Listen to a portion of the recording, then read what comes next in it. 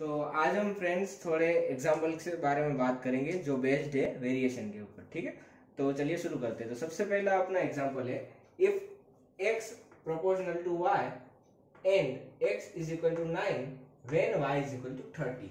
यानी यहाँ पे दिया हुआ है, इसको बोलते हैं डायरेक्टली प्रोपोर्शनल। ठीक है, डायरेक्टली प्रोपोर्शनल आपको दिया हुआ है x प्रोपोर्शनल टू y। फिर यहाँ पे क्या बोला है, तो यहाँ पे बोला है कि अगर x की वैल्यू 9 है कब, जब y की वैल्यू 30 है। ठीक है, फिर उसके बाद बोला है then find the relation between x and y। तो x एंड y के बीच का रिलेशन क्या होगा, ये हमें सबसे पहले फाइंड आउट करना है।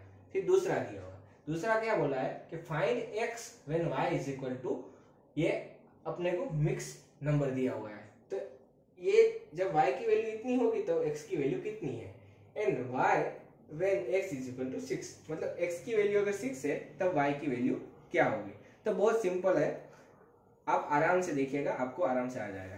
तो चलिए शुरू करते हैं। सबसे पहले यहाँ पे आपको दिया है x प्रोपोर्शनल टू y। ठीक है, तो ये अगर हम सम कर रहे हैं तो सम में ये आपको अलाउ नहीं है, तो आपको इसको किस में कन्वर्ट करना पड़ेगा, इक्वेशन में कन्वर्ट हो जाएगा। तो इक्वेशन कैसे कन्वर्ट करेंगे, तो मैंने आपको बोला था प्रोपोर्शनल कांस्टेंट ऑफ प्रोपोर्शनल आएगा, तो यानी यहाँ पे k आएगा, तो ये आपका इक्वेशन में कन्वर्ट हो गया। तो ऐसे आपको करना है, तो ये इक्वेशन में कन्वर्ट हो गया, तो x is equal to ky यहाँ पे आ गया। ठीक है, फिर क्या बोला है कि x 9 है कब, जब y इज इक्वल टू 30। तो मैं x और y की वैल्यू यहाँ पे पुट कर देता हूँ। तो यहाँ पे x आएगा 9, k आएगा, y आएगा यहाँ पे 30।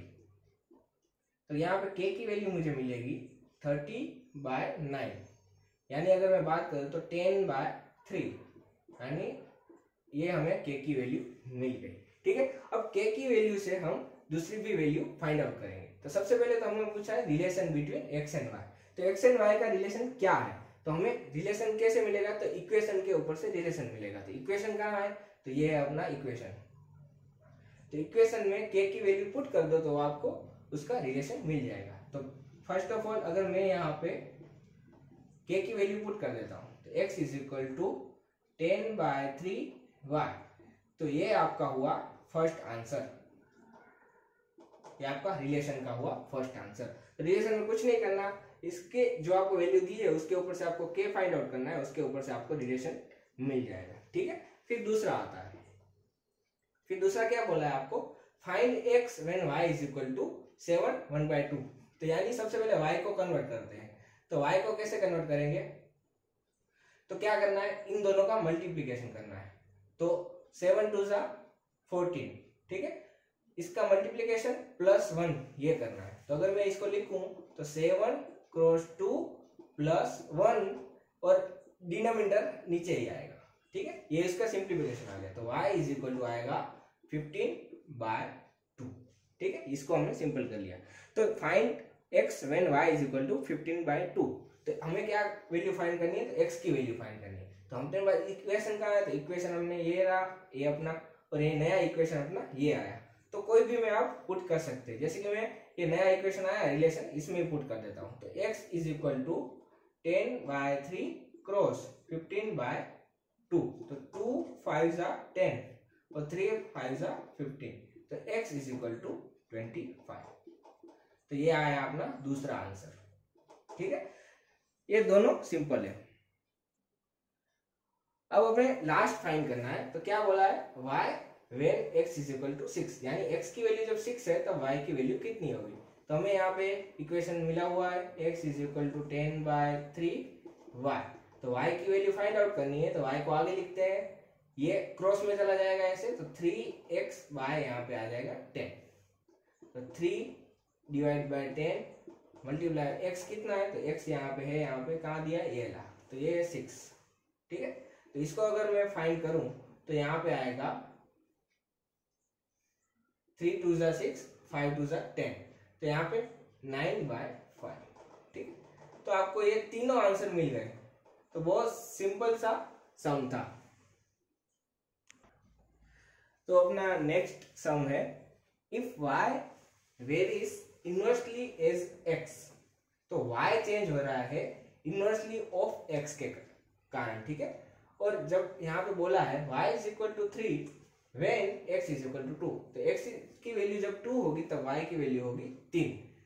Then find x when y is equal to 21, जब y की वैल्यू 21 है तो x की वैल्यू फाइंड आउट हमें करनी है, हमें ढूंढनी है। ठीक, तो सबसे पहले यहाँ पे जो दिया है उसके ऊपर से हम रिलेशन लिख लेते हैं। तो रिलेशन सबसे पहले तो ये प्रोपोर्शनल में रिलेशन आएगा, तो क्या आएगा, तो y चेंज हो रहा है इनवर्सली ऑफ x, यानी जो x का इनवर्स है उसके हिसाब से y चेंज हो रहा है। ठीक है,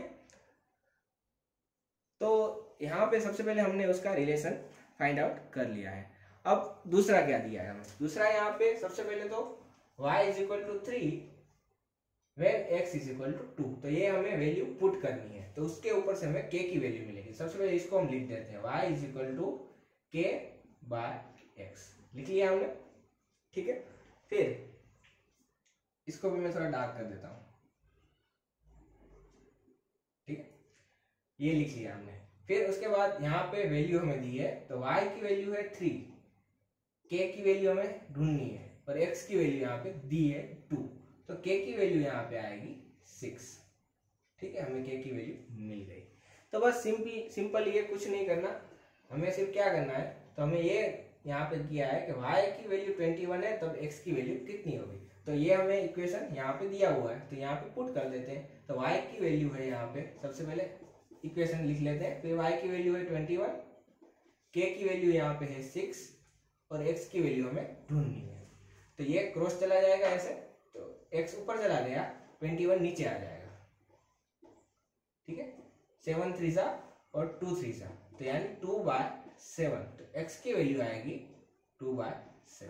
ठीक, तो बहुत सिंपल से एग्जांपल है वेरिएशन के। तो अपना नेक्स्ट एग्जांपल है, if a plus b proportional to a minus b, prove that a proportional to b। तो जनरल आपको सबसे पहले तो ये याद रखना पड़ेगा कि जब कोई भी, अगर हम इसके अलावा एक दूसरे चीज के बारे में बात करें, जैसे कि आपको a प्रोपोर्शनल टू b दिया हुआ है, ठीक, तो ये दोनों एक दूसरे के प्रोपोर्शनल है, वो कैसे पता चलेगा, जब आप इसकी वैल्यू लिखेंगे। जैसे कि अगर मैं बात करूं तो a is equal to k b आएगा यहाँ पे। ठीक है, तो a by b is equal to k, तो k क्या है यहाँ पे, तो k है अपना कांस्टेंट। यानी कि अगर मैं यहाँ पे बोलूं, तो अगर इस ऐसा कुछ मुझे दिया हुआ है, तो अगर मैं first term divide by second term करूंगा, इन दोनों का अगर मैं डिवाइड करूंगा, तो जो मुझे k यहाँ पे जो मिलेगा वो कांस्टेंट होना चाहिए। यानी कि अगर मैं इसका दोनों का डिवीजन दूं, तो मुझे यहाँ पे जो कांस्टेंट टर्म मिली, तो ये एक दूसरे के क्या होंगे, प्रोपोर्शनल होंगे। तो उसका मतलब है कि मुझे अगर मैं इन दोनों का डिवाइड लूं, तो यहाँ पे कांस्टेंट टर्म मिलनी चाहिए, तो एक दूसरे के प्रोपोर्शनल होंगे। ठीक है, तो ऐसा हमें यहाँ पे प्रूव करना है। तो चलिए प्रूव करते हैं। सबसे पहले तो यहाँ पे ये टर्म दिए, तो लो लिख लेते हैं, तो a plus b is proportional to a minus b. इसको लिखना है तो ऐसे लिख सकते हैं, a plus b is equal to k a minus b. ठीक है, फिर इसको सेपरेट करते हैं, के a माइनस के बी। इसको इस तरफ ले जाते हैं या फिर इसको इस तरफ ले जाते हैं, इसको इस तरफ ले लेते हैं, तो के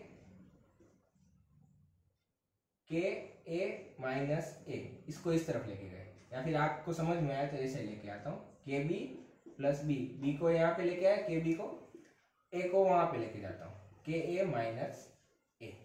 ठीक है, फिर दोनों में से मैं निकाल लेता हूँ। जैसे कि मैं यहाँ पे b कॉमन ले लेता हूँ, तो b कॉमन ले लिया तो k प्लस 1 बचेगा।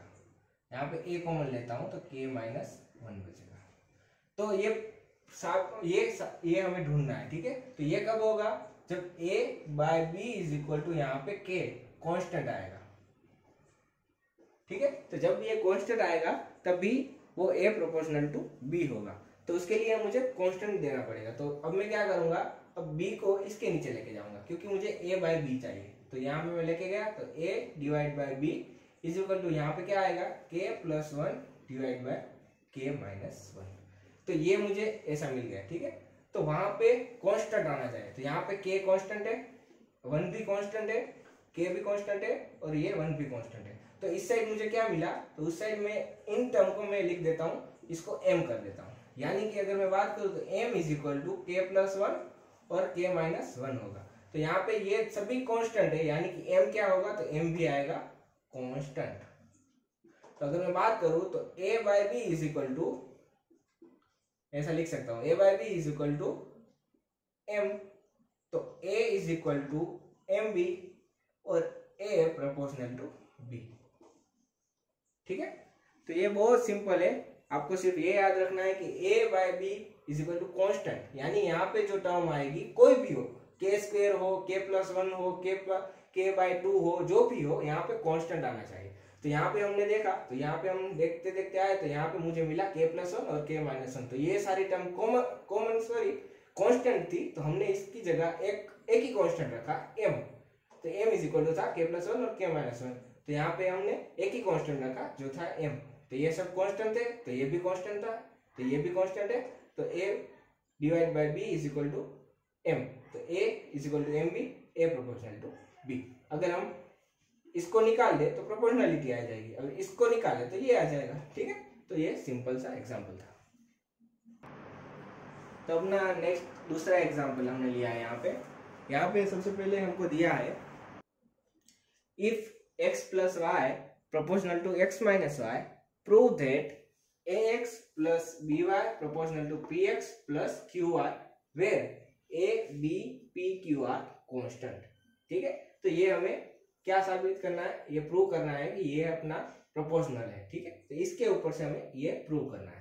तो हमने आगे के वीडियो में भी, आगे के एक सम में भी बात की थी कि अगर a by b, sorry a proportional to b दिया हुआ है, तो a by b is equal to अगर k आया, यानी कि अगर यहाँ पे कांस्टेंट टर्म आती है दोनों का डिवाइड लेने से, तो मुझे क्या मिलेगा, तो ये एक दूसरे के प्रोपोर्शनल है, मुझे पता चलेगा। ठीक है, तो मुझे यहाँ पे कांस्टेंट टर्म चाहिए, तो हमें यहाँ पे कांस्टेंट ढूंढनी पड़ेगी। तो सबसे पहले हमको यहाँ पे ये दिया हुआ है, तो सबसे पहले इसको हम क्या करेंगे, तो इसको हम सबसे पहले सेपरेट करेंगे। सबसे पहले दिया है x plus y proportional to x minus y, तो इसको हम लिख सकते हैं x plus y is equal to k x minus y, x plus y is equal to k x minus k y. ठीक, इसको इस तरफ लेके जाते हैं या फिर इसको इस तरफ, तो x इस तरफ रखता है, के एक्स को इस तरफ लेके लिए, फिर इक्वल टू y को मैं इस तरफ लेके जाता हूँ, तो यहाँ पे के वाई आ जाएगा। ठीक है, तो यहाँ पे प्लस था तो y जाएगा तो माइनस हो जाएगा। फिर यहाँ पे मैं लिखता हूँ x को कॉमन लेता हूँ, तो 1 माइनस के। यहाँ पे मैं क्या करता हूँ, यहाँ पे मैं y को कॉमन लेता हूँ, तो y को कॉमन लिया। ठीक है, तो y को मैंने कॉमन लिया, तो यहाँ पे मैं आएगा -1 माइनस के। ठीक, तो अगर मैं यहाँ पे -1 को भी कॉमन ले लूं, तो ऐसे मैं लिख सकता हूं -y 1 प्लस के। ठीक है, ये माइनस साइन को मैं इस तरफ लेके जाता हूं, तो ये माइनस हो जाएगा, तो -x1 माइनस के is equal to y1 plus के।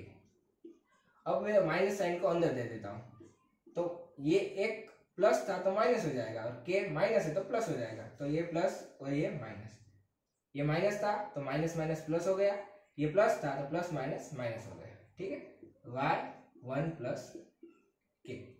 तो यहाँ पे अगर मैं लिखूं इसको, तो ये से लिख सकता हूं मैं x by y is equal to k plus 1, या 1 प्लस के और के प्लस 1 एक ही होता है, डिवाइड बाय के माइनस 1। ठीक है, तो अगर मैं यहाँ पे m is equal to k plus 1 और के माइनस 1 ले लूं इसको, तो ये देखिए यहाँ पे k क्या है, कांस्टेंट है, 1 भी कांस्टेंट है, k भी कांस्टेंट है और 1 भी कांस्टेंट है, तो ये सारी कांस्टेंट आ गई। तो मैं इसको ऐसे लिख सकता हूँ x by y is equal to m। तो m क्या है, यहाँ पे आएगा कांस्टेंट, सभी कांस्टेंट है तो m भी कांस्टेंट आएगा। ठीक है, तो इसको मैं लिख सकता हूँ x is equal to m y, तो x प्रोपोर्शनल टू y, तो ये हमें एक मिला। ठीक है, तो हमें यहाँ पे मिला x is equal to m y या फिर x प्रोपोर्शनल टू y, ये हमें मिला। यहाँ पे m क्या है, तो वो है कांस्टेंट। जैसे k कांस्टेंट है वैसे m भी कांस्टेंट है, ठीक है। फिर हमें क्या प्रूव करना है, ये प्रूव करना है। तो ऐसे हम लिख सकते हैं, तो ऐसे लिखेंगे सबसे पहले ax plus B y proportional to p x plus Q Y. तो ये प्रोपोर्शनल है, वो हमें प्रूव करना है। तो हम क्या करना पड़ेगा, दोनों का करना पड़ेगा हमें डिवाइड। तो हम क्या करेंगे, तो यहाँ पे सबसे पहले ऐसे लिख लेते हैं ax प्लस बी वाई और p x plus Q y, ठीक है। ये आपको समझ में नहीं आया तो मैं फिर से एक बार बता देता हूँ कि a प्रोपोर्शनल टू b कब होगा, जब a divide by b is equal to यहाँ पे कांस्टेंट आएगा। यहाँ पे क्या आएगा, कांस्टेंट आएगा, ठीक है। तो a डिवाइड बाय b यानी ये डिवाइड बाय ये, यहाँ पे क्या होना चाहिए, कांस्टेंट आना चाहिए, ठीक है।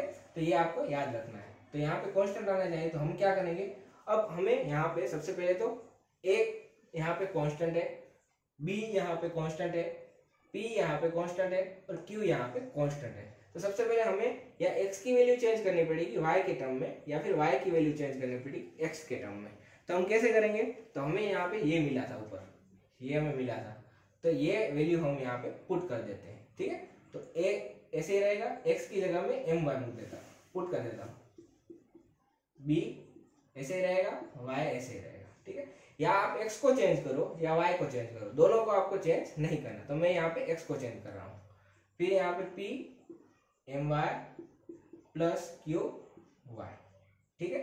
तो इसको मैं लिख सकता हूँ यहाँ पे ऐसे a my plus b y और p my plus q y, ठीक है। अगर मैं यहाँ पे y को कॉमन निकालूं तो यहाँ पे क्या बचेगा, y को कॉमन निकाल लेता हूँ, तो am प्लस b और यहाँ पे बचेगा pm प्लस q। तो यहाँ पे y निकल गए, तो यहाँ पे क्या आएगा,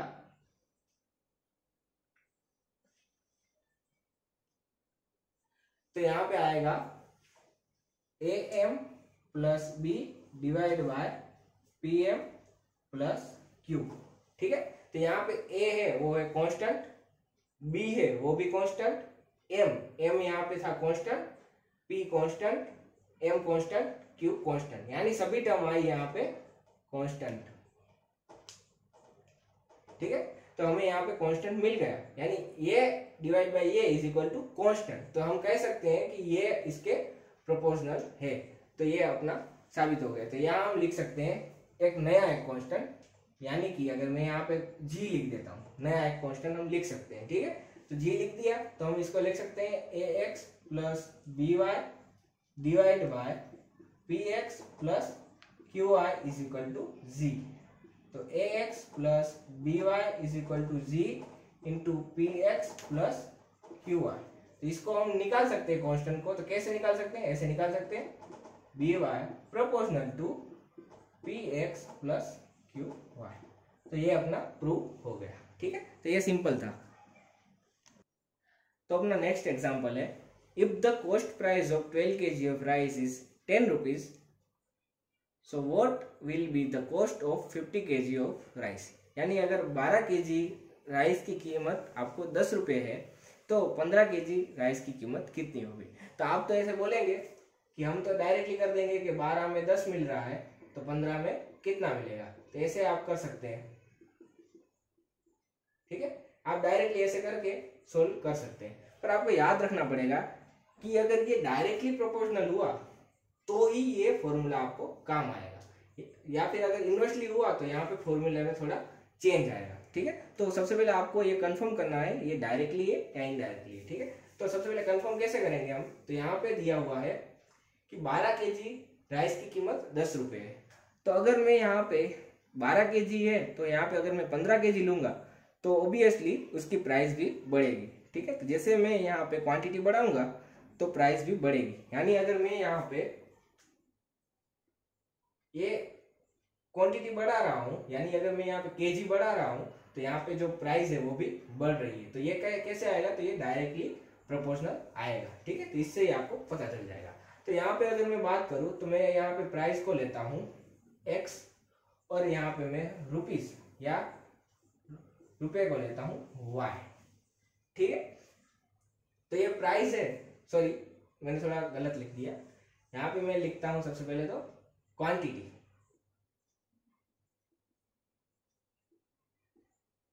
क्वांटिटी को एक्स लिखता हूँ और प्राइस को लिखता हूँ वाई। ठीक है, तो ये हमने ले लिया।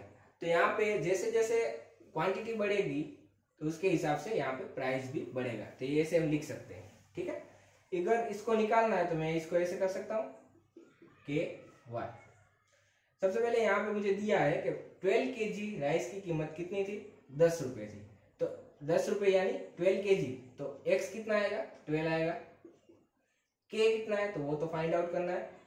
y कितना है तो y यहाँ पे है 10 रुपए, तो k इज इक्वल टू आएगा यहाँ पे 12/10 यानी 6/5।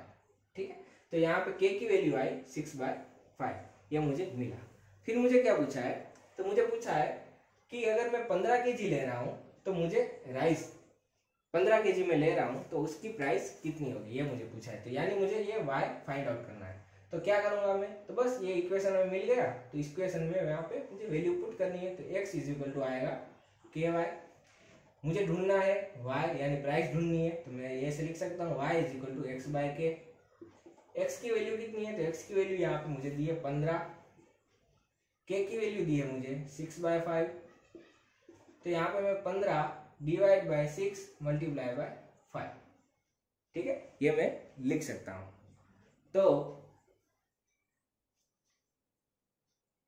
तो यहाँ पे आएगा, यहाँ पे 15 5 75, तो यहाँ पे आएगा 6, तो यहाँ पे टोटल आएगा 12.5। तो y की वैल्यू आएगी 12.5 रुपीज में आएगी। ठीक है, तो जब मैं 15 kg राइस लूंगा तो मुझे उसकी इतनी प्राइस देनी पड़ेगी। ठीक है, तो ये भी सिंपल एग्जांपल था। तो नेक्स्ट अपना एग्जांपल है, a man can finish a piece of work working 8 hours a day in 5 days। यानी कि अगर एक आदमी 8 घंटे काम कर रहा है तो 5 दिन, ठीक है, तो 5 दिन वो 8-8 घंटे काम कर रहा है तो उसका काम कंप्लीट होता है। अगर वो डेली 10 घंटे काम करता है, 8 की जगह 10 घंटे, तो उनका काम कितने दिन में खत्म होगा। ठीक, 8 घंटे काम कर रहा है तो 5 दिन में खत्म हो रहा है, तो अगर वो 10 घंटे काम करेगा तो कितने दिन में खत्म होगा। ठीक, तो आप यहाँ पे ऐसे नहीं लिख सकते कि 8 दिन यानी 8 घंटे काम कर रहा है तो 5 दिन में खत्म हो रहा है, 10 घंटे करेगा कितने दिन में। यहाँ पे आप ऐसे नहीं लिख सकते। क्यों नहीं लिख सकते, क्योंकि ये डायरेक्टली प्रोपोर्शनल वाला सम नहीं है। यहाँ पे अगर आप देखें तो अगर मैं यहाँ पे वर्किंग आवर्स बढ़ा रहा हूँ, यानी अगर मैं 10 घंटे काम करूंगा, 12 घंटे काम करूंगा, तो यहाँ पे जो 5 दिन में काम खत्म हो रहा है वो 4 दिन में होगा, 3 दिन में होगा। तो अगर मैं यहाँ पे लिखूं, जैसे कि मैं यहाँ पे आवर्स लिखता हूँ, आवर्स को मैं लेता हूँ A और यहाँ पे मैं लेता हूँ डेज को मैं लेता हूँ B। ठीक, अगर A प्रोपोर्शनल टू B करूंगा तो ये गलत है। क्यों, क्योंकि यहाँ पे अगर मैं आवर्स बढ़ा रहा हूँ तो ये काम ज्यादा लंबेगा नहीं, तो क्या करेगा, तो शॉर्ट में खत्म हो जाएगा। अगर मैं यहाँ पे 12 घंटे काम करूंगा तो ये जल्दी खत्म होगा। तो ये कैसे आएगा, तो ये ऐसे आएगा 1/B। जैसे ही मैं यहाँ पे B बढ़ा रहा हूँ, यानी कि अगर मैं यहाँ पे आवर बढ़ा रहा हूँ, सॉरी यहाँ पे A बढ़ा रहा हूँ, तो यहाँ पे B भी चेंज होगा। ठीक है, तो आप इसको ऐसे भी लिख सकते हैं। ठीक है, तो जैसे ही मैं यहाँ पे आवर्स बढ़ा रहा हूँ, यानी कि 8 की जगह मैं 10 घंटे काम कर रहा हूँ, तो यहाँ पे ये जो 5 डेज में काम कंप्लीट हो रहा है, तो कितने डेज में कंप्लीट होगा, तो वो उससे कम दिन में काम कंप्लीट हो जाएगा। ठीक है, तो ये इसका बेसिक आएगा। फिर इसको हम लिखते हैं ऐसे। ठीक है, इसको हम ऐसे लिख सकते हैं। तो सबसे पहले हमें दिया है कि 8 घंटे काम कर रहा हूं तो 5 दिन में काम कंप्लीट हो रहा है, यानी कि मैं कितने घंटे काम कर रहा हूं, तो 8 घंटे, तो काम कितने दिन, तो 5 दिन में काम कंप्लीट हो रहा है। B यानी डेज, तो 5 डेज। K हमें ढूंढना है और A यानी आवर्स, तो कितने आवर्स, 8 घंटे काम कर रहा हूँ, तो यहाँ पे K मुझे मिलेगा 40। ठीक है, तो आपको यहाँ पे K मिल गया। अब आपको क्या फाइंड आउट करना है, तो आपको फाइंड आउट करना है कि अगर मैं रोज 10 घंटे काम करता हूँ तो मुझे 10 घंटे में अगर काम कर रहा हूँ तो मुझे कितने दिन में काम कंप्लीट हो जाएगा। तो यहाँ पे मुझे इक्वेशन मिल गया, ये वाला इक्वेशन मिल गया, तो मुझे इक्वेशन में वैल्यू डाल देनी है सिर्फ k/a। तो b मुझे ढूंढना है कितने दिन, तो b ढूंढना है, k मुझे दिया है 40 और a मुझे कितना दिया है, a मुझे दिया है 10 घंटे, तो मैं 10 घंटे काम कर रहा हूँ, तो यहाँ पे मुझे मिलेगा 4, यानी b = 4। तो अगर मैं 10 घंटे काम करता हूँ तो मैं 4 दिन में काम कंप्लीट कर दूंगा। ठीक है, तो अपना लास्ट एग्जांपल है, if p proportional to q² and the value of p is 4 when q = 2। यानी यहाँ पे दिया है p proportional to है q², जब q = 2 है तो p की वैल्यू होती है 4। Then find the value of q + 1। तो q + 1 की वैल्यू हमें फाइंड करनी है, कब, जब p की वैल्यू है 9। ठीक है, तो बहुत सिंपल सा है। सबसे पहले हमको इसको ही लेना है, इसको क्या करना है, सबसे पहले इसको लेना है, इसको सिंपल कर देना है, तो ऐसे हम इक्वेशन बना देते हैं। ठीक है, ये इक्वेशन अपना बन गया बस।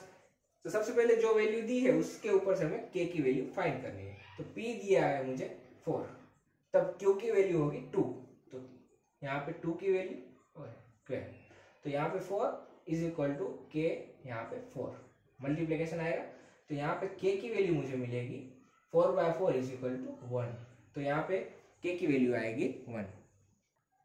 तो हमें यहाँ पे k की वैल्यू 1 मिल गई। अब क्या करेंगे, तो अब हमें फाइंड करना है q की वैल्यू, क्योंकि हमें यहाँ पे q + 1 चाहिए, तो 1 की वैल्यू तो 1 ही है, तो q की वैल्यू हमें फाइंड करनी पड़ेगी। तो q की वैल्यू हम कहाँ से फाइंड करेंगे, तो ये वाले इक्वेशन से फाइंड करेंगे। तो ये सबसे पहले इक्वेशन लिखते हैं, p = kq²। ठीक है, तो जब p की वैल्यू 9 है तब q + 1 की वैल्यू फाइंड आउट करनी है, तो उसके लिए हम सबसे पहले q की वैल्यू फाइंड आउट करते हैं। तो p की वैल्यू जब 9 है तो ये 9 आ गया, k की वैल्यू है 1 × q², तो यहाँ पे आएगा q² आएगा 9, सॉरी ऐसे लिखते हैं 9। ठीक है, तो यहाँ पे जनरली, तो यहाँ पे अगर आप रूट लोगे दोनों साइड, तो यहाँ पे q की वैल्यू आएगी प्लस और -3 आती है। ठीक है, पर जनरली यहाँ पे हम नेगेटिव नहीं लेते, तो हम यहाँ पे पॉजिटिव ही लेंगे। ठीक है, तो यहाँ पे q की वैल्यू आएगी +3 या फिर सिर्फ 3 आएगी, तो यहाँ पे हमें q की वैल्यू मिली 3। तो हमें यहाँ पे क्या पूछा है, q + 1 की वैल्यू चाहिए, तो q की वैल्यू 3 है, तो q + 1 = 3 + 1 = 4, तो q + 1 की वैल्यू हमें मिली 4। ठीक है, तो ये भी बहुत सिंपल सा एग्जांपल है। अगर सभी एग्जांपल सिंपल ही है, अगर आप आराम से प्रैक्टिस करोगे तो आपको आ जाएंगे। So thank you for watching.